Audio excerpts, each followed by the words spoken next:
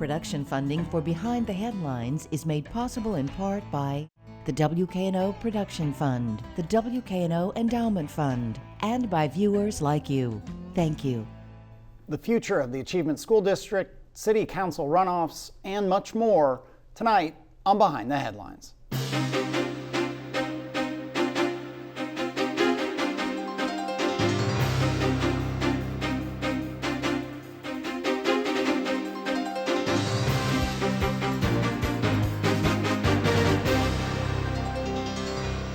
I'm Eric Barnes with the Daily Memphian. Thanks for joining us. I'm joined this week by a roundtable of journalists talking about some of the biggest stories going on right now. Ryan Poe from the Commercial Appeal, thanks for being here again. Good to be here, thank you. Karanja Janaku, editor of the New Tri-State Defender, thank you for being here. My pleasure. Along with Bill Dries, reporter with the Daily Memphian. Let's start with the Achievement School District, which, for those who've forgotten, the Achievement School District was born around the time of consolidation and deconsolidation and all the changes in the school district. It was, I think, Governor Haslam, when he came in, that introduced that, and a whole lot of other changes and reforms in public education. The Achievement School District controls 30 schools in the Memphis area, give or take. They are lower performing schools, and that was part of what the district was set up to take over, lower performing schools. And so maybe I'll start with you, Bill. It's at a pivotal moment in a couple good ways and a lot of sort of maybe arguably bad ways. Mm-hmm. There are three Memphis schools that were taken over, in effect, by the state-run Achievement School District here in Memphis. And those schools look like they are about to come off of that list. In other words, the student achievement scores and monitoring at those three schools has indicated that those schools are no longer part of the bottom 5% of schools in the state in terms of student achievement. So this is the first time that this has really happened, where it's been contemplated that a school taken over by the ASD would return to the conventional school system, Shelby County Schools in this case. It raises a lot of questions about whether there are still steps that Shelby County Schools would have to take if it takes those schools back, whether the parents could mount some kind of petition drive to keep the charters that run those schools in place. So that still has to be worked out. All of that happens against the backdrop of a new administration, a new governor in Nashville, Bill Lee, and his education secretary, Penny Schwinn, who was already taking a pretty critical and far-reaching examination into the turnaround school model, specifically the Achievement School District, and how it works, and whether it should be changed yet again. Yeah. I mean, of those 30 schools that they've taken over, 3 coming out after 8 years, it's a 10%, I mean, arguably it's a 10% success rate. So that has, I think, raised some red flags for people. And it seems it raised some questions, certainly for the new governor and his education secretary. There was also a study that showed there were really minimal or no gains in the schools the ASD has taken over. And it has been, the critics of the ASD have talked about how it's just been so disruptive for parents, for schools, and the families and kids who are in those schools. Your thoughts on where we are with the ASD? Well, you're right that we're 7 or 8 years into it. My thoughts really go to Mark White from Germantown, the Republican legislator from Germantown. He's the head of the House Education Committee. And I saw the other day where he said, hey, look, we're 8 years into this thing and we're still struggling like it's day one. The other thing that caught me that he said was, hey, look, yeah, I'm for the state stepping in and putting in some stronger accountability measures relative to the charter schools, right? But he wants to, first of all, see what happens from these listening tours that are going on. I think we talked earlier, there's a couple of them coming up, one in Frazier and one at, I think it's Wooddale High School. And the state will go through that process of getting information, then they'll talk to the local school districts.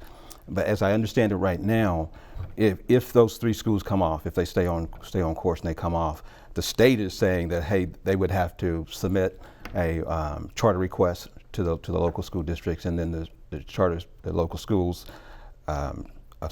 approve or not, but what if they don't? And so that's part of the questioning is what are the steps? And just to clarify, because there's so many acronyms and so many bodies here. The ASD, the Achievement School District, is run by the state. By the state. It hired charter school operators to run these three schools, three different charter operators, I think, if I'm correct about that. Right. And again, there isn't a clear path that the Shelby County schools, as these schools come out of the Achievement School District, go to Shelby County, that they don't have to approve. The Shelby County School Board doesn't have to approve those charter operators. There's some question why they wouldn't if they've shown some success. I mean, wouldn't you think it would, from an outside perspective, it would seem that they would be apt to accept those charter operators, but maybe not. And in some cases, to even further complicate it, the Shelby County school system took the step of saying, okay, the ASD has taken over this school. As far as our school system is concerned, that school is closed. Yeah. So then you have the whole question of, okay, if the ASD is out, if the charter organization is out, does that school exist anymore? Yeah, because I think originally the local schools were thinking that if the improved schools, if they do improve, then they would come back in, but not necessarily as charter schools under the traditional model. And so I think what White has said is that there's been some evolution away from that thought to maybe where they could come in as charter schools, but the city would run the charters as opposed to the state. Yeah, the Shelby County School Board, not the city. And Getting another entity. And at the outset of this, we had Chris Barbick, who was the first superintendent of the ASD, on this program several times as the ASD launched. And he had talked about this as basically a tenure process for these schools in which the parents would petition the school system to continue with that charter organization at some point if parents felt like it was merited. They've had 3 leadership changes during that period, the latest of which was last summer, and that hasn't helped, particularly with holding some of the charter schools, charter operations accountable. Yeah, there is no superintendent right now for the ASD. So I don't know if you have thoughts on this, Ryan. Have you been involved? Comments? Yeah, I haven't been following it as closely as these two guys have, but I will say that I do think that the results that you mentioned, ASDs have not shown significant improvement. I think that shows that sticking a new management sign on local schools does not solve all of their problems. And I think that what we're going to see now is, I do think the parents, I do think that control should belong locally to Shelby County schools, and I hope that it's going to work out, that those schools can go back under Shelby County. We'll see. I do think the state is going to be moving away from this model, and so I think that's where it's going to go eventually. One thing they raised, and I remember Chris Barbick years ago talking about it, and we had Chris Barbick on with Dorsey Hobson when Dorsey Hobson had taken over as superintendent of the school system, that they talked about it being basically a threat. The ASD was a threat. If you don't get your school in order, we, the state, will take over via this mechanism. And I think I'm going to paraphrase Chris Barbick saying, we'd rather not take them over, and we just want to keep the pressure on the school system. And Dorsey Hobson was, at least in that interview, was sitting next to Chris Barbick, was like, yeah, they keep pressure on us. We don't want them to have schools. It's nothing personal. It keeps pressure on us to do more. And the innovation zone schools, which have shown some real progress in terms of education levels, were an outcome of that was their competition or their alternative to ASDs. But the ASD started in the 2012 school year, a year before the schools merger, 2012 to 2013. The question now is that almost 8 years into that, if the ASD is still the incentive for conventional schools to do better, but the ASD schools aren't doing better, I think 8 years on, that argument really has some hair on it. We'll see where that goes. I want to move on as we've come off the election. We've got city council runoffs coming up. We'll talk about those in a minute. But let's focus for a second on the sales tax referendum. And already we're starting to see the county commission moving, that they may try to take half of this, give or take $50 million that's been raised. Your thoughts on where we are, Bill, as some weeks from the election, and what comes next? Because this sales tax referendum, there's a lot of unanswered questions in what Commissioner Edmund Ford calls the aspirational language that was approved. We're several weeks away from the passage of the referendum, and it becomes increasingly clear that we really don't know what we approved. We know what the aspiration was. The aspiration was to restore the benefits to police and firefighters that were cut by the city in 2014. But how to carry that out, how much money will really be raised, and then this whole part about the county has the right to come in and say, but we want to have some measure of that, possibly half of it. All of that is still the subject of many legal opinions that the County Commission has sought, and a reminder here that the County Commission includes commissioners who represent areas within the city of Memphis, even though this is a city sales tax hike that's in effect here. So a lot of legal opinions, probably a vote in the not too distant future on actually taking this to a referendum that one of the legal opinions says would be among voters in the unincorporated county, but again, more legal opinions to come. And that is because the theory there is that the city of Memphis has already voted. The municipalities in the county voted years ago to increase their sales tax from 9.25 to 9.75, largely to fund their independent school districts. So Ryan, I don't know if you noticed, so Kemp Conrad, who was a vocal opponent to the sales tax referendum, came on the show, a very heated show with the Tommy Malone, the head of the firefighters union, and made the case that this shouldn't happen, that this puts us on towards a bad fiscal, the city on a bad fiscal path. It was interesting in his chairman's recap, as the city council chairman's recap, he talked about the elections and he noted that the referendum had passed. But you could almost see, and maybe I'm interpreting too much, but you could almost see a reframing of what it was. What he tried to frame it as was the voters want improved police and fire resources. They want to rebuild the police force. And he seemed to almost be making the case of, well, the intent of that vote, don't worry about the specifics of going back to the 2014 benefit levels. Just use the money to fight crime. Yeah, I do think it was a reframing of the issue. And I think that what he said has merit. I mean, I think people do care very much about crime in Memphis. And that is what they were voting for. They were voting to put more money toward fighting crime, supporting the police and fire. But at the same time, I do think that what Kemp said shows that there is a significant contingent in city government that wants to use that money in a more general way. Yeah. And I think there's not a lot stopping them. State law doesn't require them to use that money for the language that was on the referendum. They can use it for anything. They can use it for anything. And if Shelby County takes part of that, then we may not have enough to do what all the referendum said anyway. And if there's another recession, that's even less revenue that we have to spend. So what could happen is you might not have enough money to do what the referendum said anyway. I don't know your thoughts on that, Karanja. Do you think there are enough votes on city council and people in government, Mayor Strickland? I mean, we're early in this, but just speculating for a second, that they might say, well, we're going to interpret that referendum as put this money towards public safety versus put it toward the exact letter of the benefit structure that was taken away, 6 years ago? Well, I think part of it may be when they take it up. I mean, we just had the elections. These guys that are in there now are sort of like lame duck until the beginning of the year. So is this council, as constituted, are they going to take it up, or are they going to wait and just sort of defer it until the next group comes in? I think that's one of the issues. Let's shift to that as we have two runoff races coming up, Bill, in November. November 14th, early voting will start later this month. It'll be here before you know it. And who are those? Let's go through, for people who aren't as close to this as we are. Those races are who and where? District 1, it is a contest between Rhonda Logan and Sherman Greer. Sherman Greer was appointed to the seat by the City Council this past January. District 7 is District 1 is roughly? District 1 is area? Frazier, Raleigh, and Cordova. Got it. Okay.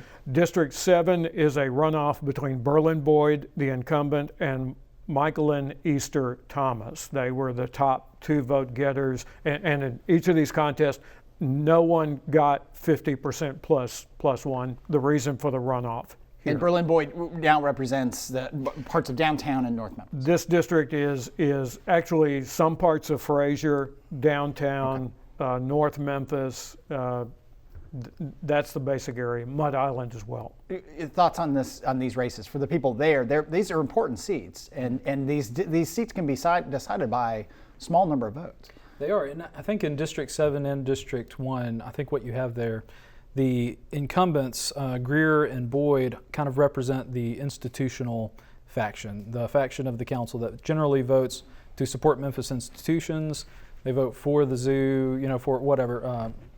And on the other side, you have the more progressive, the group that wants to use city money more specifically for the individual people. And so I think there's this battle going on right now for city council between those two groups, and I think that who wins that will largely decide what kind of council we have going forward in the next 4 years. Thoughts on these races?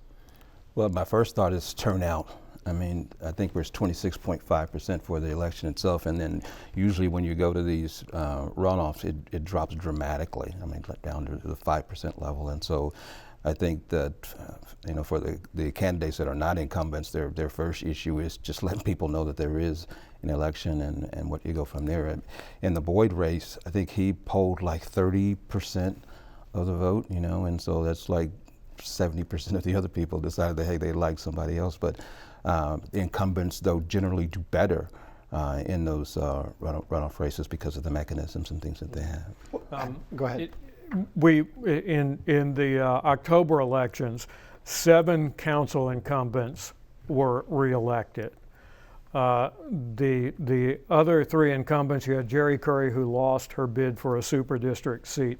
These are the other 2 seats that are held by incumbents on the council. So depending on what happens here, you could have a 7-6 balance on the council, 7 returning members, 6 new members, or you could have 9 returning members and 4 new members. Yeah. I have the voice of Steve Mulroy in my head. Steve Mulroy, who has been an advocate for instant runoff voting and all that goes into that. I don't know if I can ask this question correctly. Had instant runoff voting been in place, who would have won those districts? Has anybody done that math? Right? I mean, because the argument was you don't go to a second vote. You take the results. You don't go to a runoff. You just indicate your second and third. Yeah. Oh, so we don't know because they weren't on the ballot. It was not just it wasn't just. So we don't know. I mean, it's guesswork because the person who finishes second in the initial vote could wind up finishing first, but the person who finishes fourth could wind up finishing first in it. Okay. You had an interesting thought. We didn't have you on the show, Ryan. We couldn't work it out on the show we did right after election night. But you had thoughts on a quote from a column you did about the J.B. Smiling was one of the people who didn't get the endorsement of the People's Convention, but ran as a progressive, and the role of the People's Convention and progressives right now locally and how that played out. Your thoughts on that? It was an interesting column. Yeah, I do think that this election really showed that what Memphians want is someone who believes in Memphis.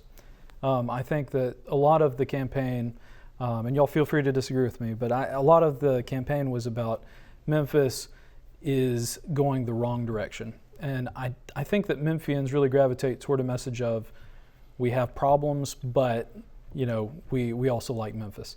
And so I do think that J.B. Smiley kind of struck that chord there. He still had the progressive message.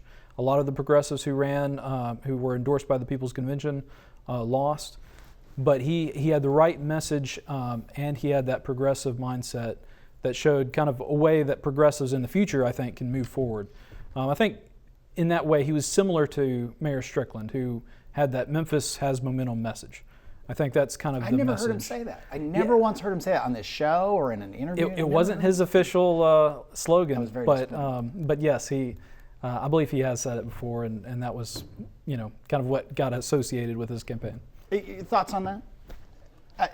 On where the progressive movement is, and we talked about it that day after the election. Right, Memphis is not a progressive city. Yeah. Let's start there. It's moderate at best.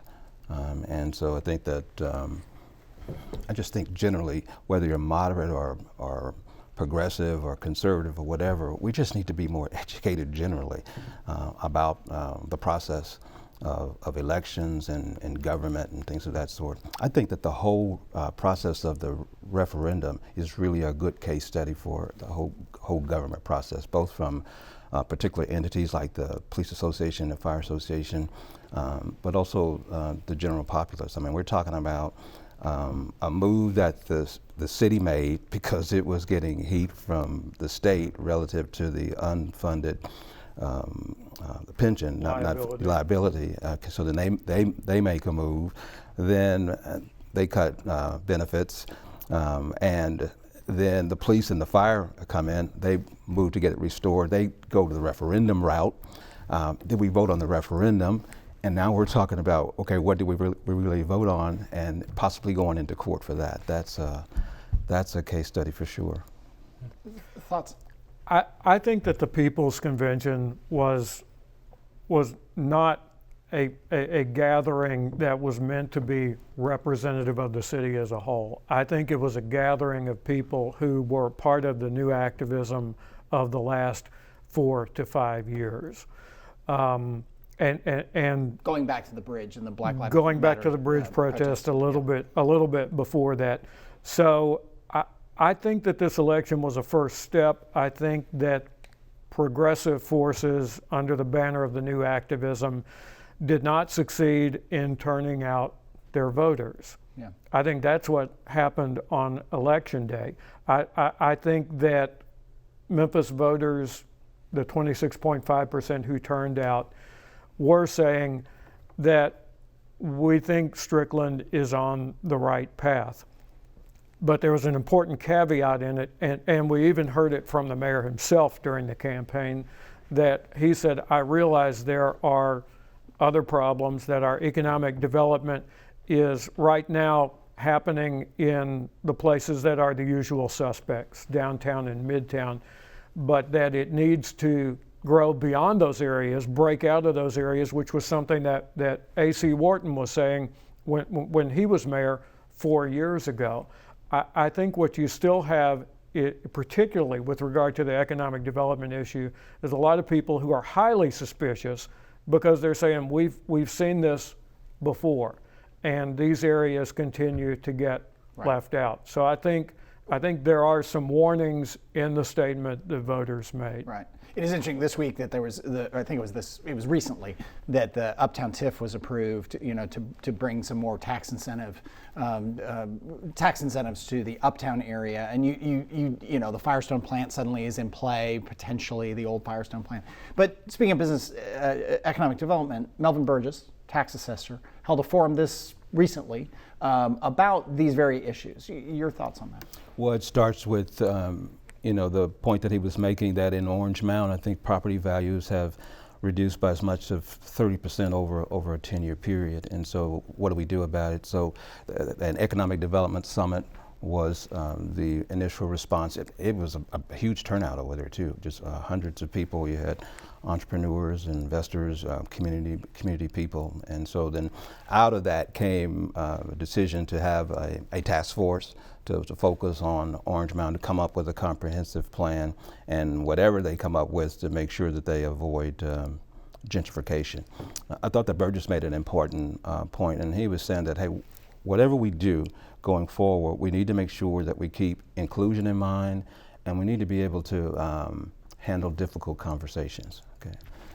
Define gentrification, because you get different. One gets different definitions of it. Yeah, I think the one that the people I know mostly reach for is, you have an area, say like in North Memphis or around Crosstown, back over there in Klondike and places like that, and then the development comes in, and those houses or people come in, buy up houses, businesses, and the people in the neighborhood then are moved out. Okay. And often that means that African Americans are moved out, and it is more white people moving in. I mean, that is a history of gentrification that you're referencing. Right. Yeah. Another thought with just a minute and a half left. You did a story, and somehow this relates in some way, about a natural hair discrimination ordinance or law that was passed in Cincinnati, and you made a case for in your column recently.